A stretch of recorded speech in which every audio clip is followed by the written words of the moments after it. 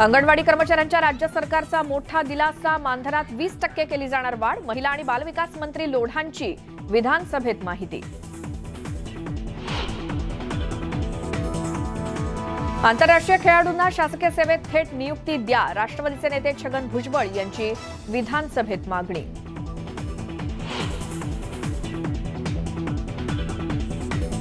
संदीप देशपांडेंवरील हल्ल्याबाबत राऊत आणि आदित्य ठाकरेंची चौकशी करा, अमेय खोपकर यांची मागणी। तर हल्ल्याचं मनसे स्टाईल उत्तर देण्याचा इशारा।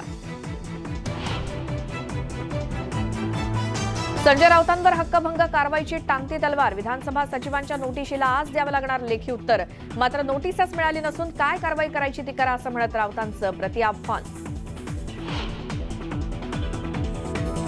न्यूज 18 लोकमतच्या बातमीचा इम्पॅक्ट, नाशिक जिल्ह्यातील अवैध उत्खननावरती तत्काळ बैठकीचं आयोजन करा, विधान परिषद उपसभापती नीलम गोऱ्हेंनी दिले निर्देश।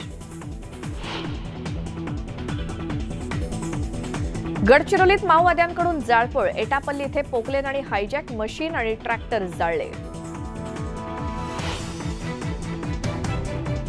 गोसीखुर्दचं पाणी प्रायोगिक तत्वावर घोडेझरी खराशी तलावात सोडलं, अनेक वर्षांनंतर पाणी मिळाल्यामुळे शेतकऱ्यांमध्ये आनंदाचं वातावरण।